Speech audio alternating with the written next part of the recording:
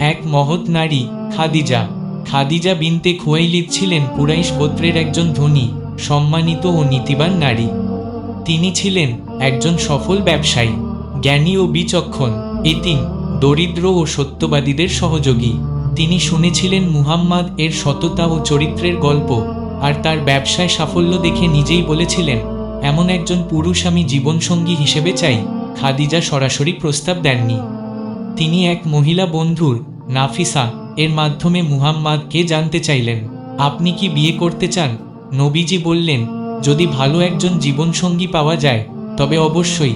তখন তাকে খাদিজার পক্ষ থেকে প্রস্তাব দেওয়া হয়। তিনি বিষয়টি চাচা আবু তালিবকে জানান। খাদিজা তখন 40 বছর বয়সী, আর নবীজি ছিলেন 25 বছর বয়সী।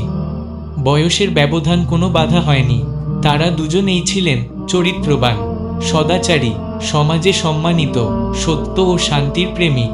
দুই পরিবারের সম্মতিতে বিয়েটা হয় খুবই সহজ ও সম্মানজনকভাবে। মহর নির্ধারণ করা হয় দোয়া ও খুতবার মাধ্যমে। এই পবিত্র সম্পর্ক গড়ে ওঠে।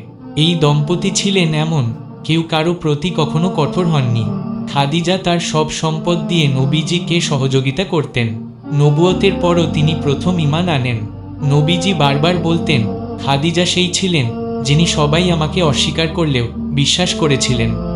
যখন কেউ সাহায্য করেনি তিনি পাশে ছিলেন। আমি তার ভালোবাসা কখনো ভুলতে পারি না।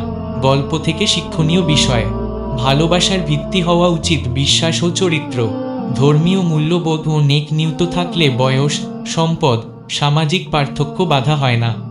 দাম্পত্য জীবনে একে অপরের প্রতি সহানুভূতি ও সহযোগিতা গুরুত্বপূর্ণ। খাদিজা আমাদের জন্য একজন আদর্শ স্ত্রী ও নারীর উদাহরণ।